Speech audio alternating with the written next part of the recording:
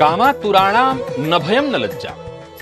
बहुत अधिक कामुक प्रवृत्ति, हाइपर सेक्सुअल, हर समय संभोग के बारे में सोचते रहना, ऐसी प्रवृत्ति जन्म कुंडली में कुछ विशिष्ट ग्रह योगों के कारण उत्पन्न होता है।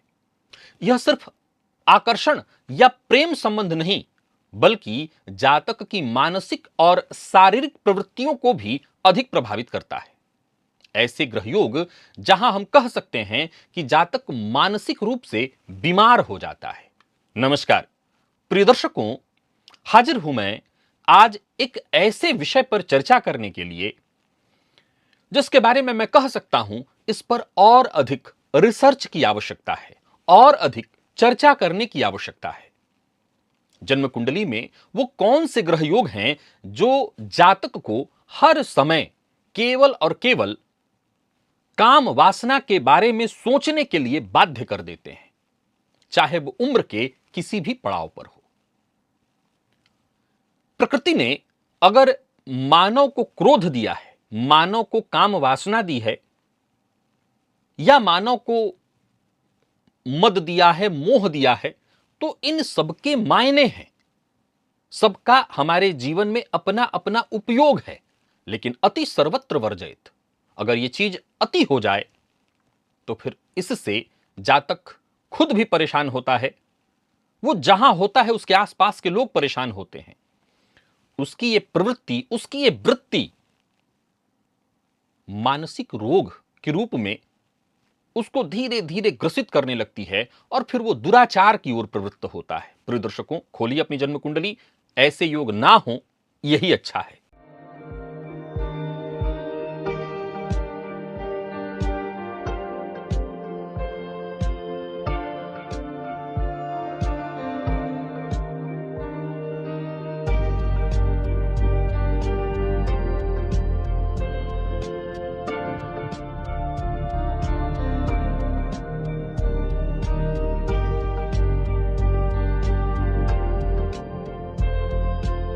जन्म कुंडली में शुक्र और राहु का संयोग, कुंडली में अगर यह योग कुंडली के 5वें, 7वें, 8वें या 12वें भाव में हो तो जातक की जो कामुक इच्छाएं हैं वो अत्यधिक प्रबल हो जाती हैं और यह जातक संभोग का आदी बन जाता है, जिससे वो हर समय इसी के बारे में सोचता रहता है। जातक अनैतिक और छिपे हुए संबंधों में भी पड़ जाता है। प्रिय दर्शकों, जन्म कुंडली में शुक्र और मंगल का संयोग, इसके बारे में तो आप सदैव सुनते आए हैं। अगर कुंडली के 8वें भाव में, 7वें भाव में या 12वें भाव में यह संबंध बन जाए तो मंगल ऊर्जा और उत्तेजना का कारक है, जबकि शुक्र वासना और भोग का प्रतिनिधित्व करता है। इस योग के प्रभाव से व्यक्ति की कामेच्छा बहुत अधिक हो सकती है, जिससे वो हर समय केवल और केवल इसी तरह के कामुक कल्पनाओं में खोया रहता है। और यदि इस युति पर राहु की भी दृष्टि पड़ जाए तब तो फिर, या शनि की दृष्टि पड़ जाए तो जातक अनैतिक संबंधों की ओर बढ़ सकता है। जन्म कुंडली में राहु और मंगल का संबंध, प्रिय दर्शकों, लग्न में, पंचम में, सप्तम, अष्टम अथवा द्वादश भाव में इन दो ग्रहों की युति हो तो राहु इच्छाओं को अनियंत्रित करने वाला ग्रह कहा गया है और मंगल ऊर्जा को बढ़ावा देता है। जातक की वासना इतनी अधिक हो जाती है कि वह खुद को नियंत्रित ही नहीं कर पाता और कई बार गलत तरीके से सेक्स की ओर आगे बढ़ जाता है। ये योग उसको गलत तरीके से संबंध बनाने की ओर प्रेरित करते हैं। शुक्र, चंद्रमा और राहु, इन तीनों ग्रहों का संबंध यदि कुंडली के 7वें, 8वें या 12वें भाव में हो, चंद्रमा मन का स्वामी, शुक्र भोग और राहु इसे अनियंत्रित करने वाला ग्रह है।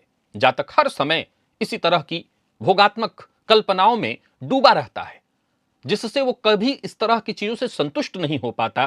फिर आमतौर पर चाहे वो पोर्नोग्राफी इत्यादि है, गुप्त काम वासना की ओर प्रवृत्त हो जाता है।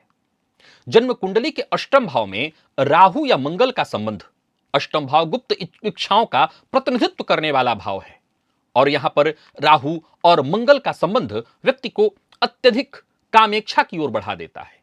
जातक का दिमाग हर समय विपरीत के बारे में सोचना, संभोग के बारे में विचार करना, ऐसे ही विचार उसके मन में उत्पन्न होते हैं। और ऐसी स्थिति में शुक्र भी यदि कुंडली में प्रभावित हो, पीड़ित हो शनि से, राहु से, तो ऐसा जातक असामान्य यौन यौन इच्छाओं की ओर प्रवृत्त हो जाता है। प्रिय दर्शकों, जन्म कुंडली के 12वें भाव में शुक्र, मंगल, राहु, चंद्रमा, इनमें से किसी ग्रह का संबंध, जैसे शुक्र का मंगल के साथ, राहु के साथ, शुक्र का चंद्रमा के साथ संबंध बन जाए तो जातक देखा जाए तो 12वां भाव बेडरूम लाइफ का भी है, गुप्त सुख का है, संभोग से जुड़े चीजों का है। शुक्र मंगल का यहां संबंध व्यक्ति की इच्छाओं को चरम पर ले जाता है। फिर ऐसा जातक अपने एक पार्टनर से कभी संतुष्ट नहीं हो पाता। राहु या चंद्रमा का यहां पर साथ होना व्यक्ति को हमेशा उसके मन में नाना प्रकार के विचार उत्पन्न, कामुक विचारधारा उत्पन्न कराते रहते हैं। ऐसा जातक बार बार नए संबंधों की तलाश में लग जाता है, नए संबंधों की तलाश में ही लगा रहता है। मंगल, शुक्र और राहु का त्रिकोण संबंध, अर्थात लग्न में मंगल है तो पंचम में शुक्र और नवम में राहु, राहु लग्न में है तो पंचम में शुक्र, नवम में मंगल, ऐसे त्रिकोण संबंध यदि कुंडली में बन जाए, या फिर इन ग्रहों का आपसी दृष्टि संबंध, ऐसी स्थिति हो, अगर युति संबंध हो तो कुंडली के लग्न, पंचम, नवम, तीसरे, 7वें या 11वें इन भावों में यह युति अगर हो जाती है तो यह जातक के यौन इच्छाओं को इतना बढ़ा देने वाला होता है कि ऐसा जातक फिर संतुष्ट नहीं होता, और एक होता है असंतुष्ट और एक होता है नित्य नए अनुभवों की तलाश। असल में यह मानसिक बीमारी है। यह योग कई बार जातक को अवैध संबंध के लिए व्यभिचार की ओर प्रवृत्त कर देता है। प्रिय दर्शकों, जन्म कुंडली में शुक्र, मंगल और राहु, और साथ ही साथ अष्टम भाव का स्वामी शुक्र, मंगल और राहु, और अष्टम भाव का स्वामी, संभव इनमें से कोई अष्टमेश भी हो, अगर इनका संबंध बन जाए, कुंडली में युति संबंध बन जाए, तो जातक की इच्छाएं इतनी प्रबल हो जाती हैं, कामुक विचारधारा उसके मन में इतनी बलवती हो जाती है कि उसके जीवन की मुख्य प्राथमिकता ही यही बन जाती है। ऐसे लोग असामान्य यौन संबंध की ओर बढ़ जाते हैं। शुक्र और शनि का संयोग यदि कुंडली के 7वें, 8वें या 12वें भाव में हो तो शनि इच्छाओं को गहरा और बनाते तो नियंत्रित हैं, लेकिन शुक्र के साथ जहां शुक्र अगर बलवान हो तो इतना वो प्रभावी हो जाएगा कि व्यक्ति सेक्स का आदी हो जाएगा, लगातार यौन सुख की तलाश में ही वो भटकता रहेगा। प्रिय दर्शकों, जन्म कुंडली में आश्लेषा, विशाखा और ज्येष्ठा, आश्लेषा बुध का नक्षत्र है, ज्येष्ठा बुध का नक्षत्र है, विशाखा गुरु का नक्षत्र है। इन नक्षत्रों में शुक्र या मंगल का संबंध यदि बना हुआ हो तो ये नक्षत्र गुप्त वासनाओं और गहरे आकर्षण से जुड़े हैं। यदि शुक्र मंगल का संबंध इसी नक्षत्र में आपको दिखाई पड़ रहा है तो भी व्यक्ति की जो कामुकता है वो सीमा को पार करने वाली होती है। फिर से समझाता हूं, एक बार इन पॉइंटों को नोट करिए और किसी कुंडली में दिखाई पड़े तो उस व्यक्ति पर आजमाइए। यदि कुंडली में लग्नेश, पंचमेश, सप्तमेश और द्वादशेश किसी भी तरह से शुक्र, मंगल, राहु या चंद्रमा के प्रभाव में हो तो व्यक्ति अत्यधिक कामुक प्रवृत्ति वाला होगा। यदि शुक्र या मंगल नीच राशि में हो, या एक ग्रह इसमें से नीच का हो परंतु युति संबंध में हो, या कुंडली में मंगल नीच का हो, शुक्र नीच का हो,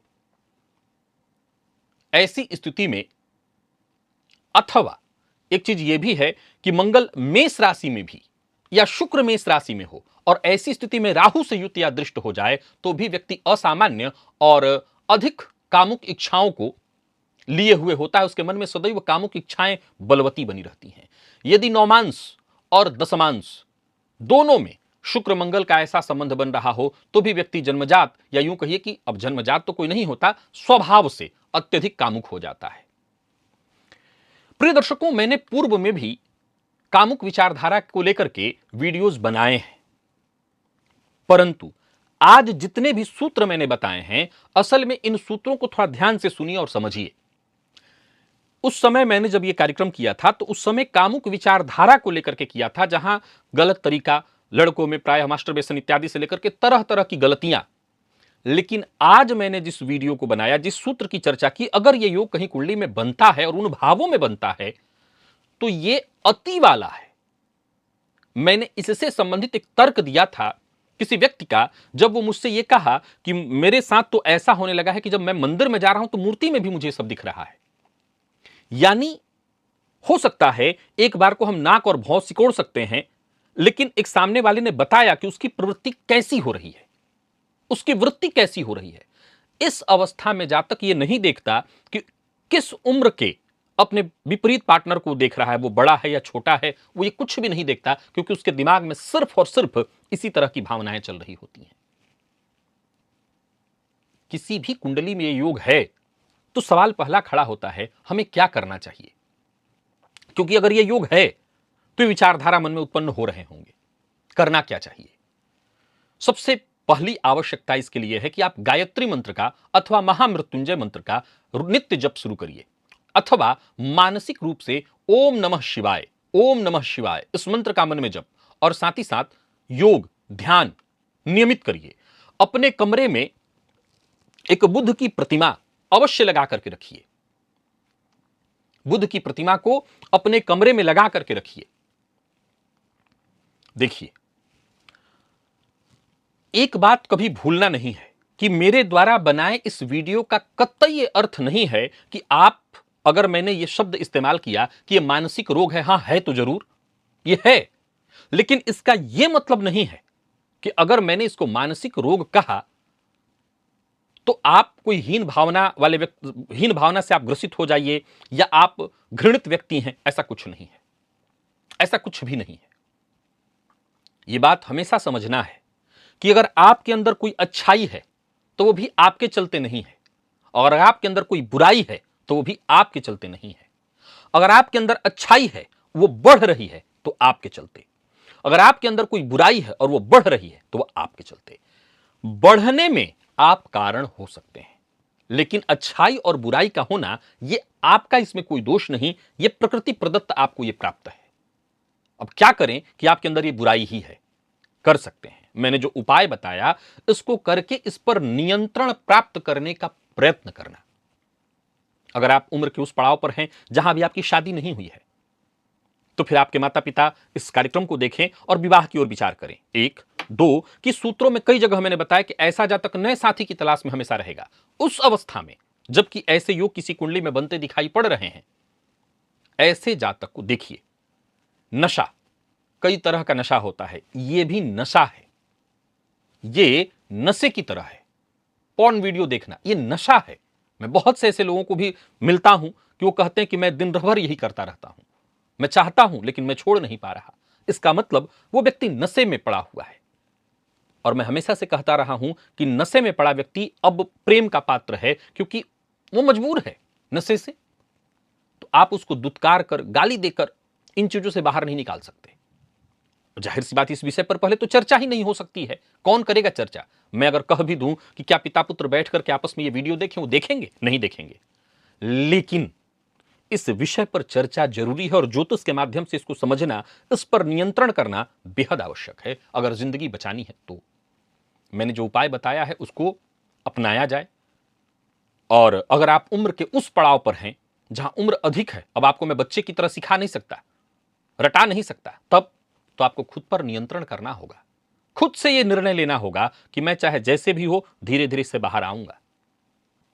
सत्य बोलिए, अपने पार्टनर को बताइए कि आपके मन में क्या चल रहा है, बताइए कि आपके मन में कैसे विचार उत्पन्न हो रहे हैं, और बताइए कि मैं भटक रहा हूं। सत्य कई बार हमारी परेशानियों का इतना जल्दी निवारण करता है जितना कि बाकी किसी और चीज से नहीं। अगर आपके साथ ऐसा हो रहा है, आप कमेंट में मत लिखिए, क्योंकि जाहिर सी बात है जब आप लिखेंगे तो 50 लोग आपको ज्ञान देने आ जाएंगे, जबकि सब हमाम में नंगे हैं।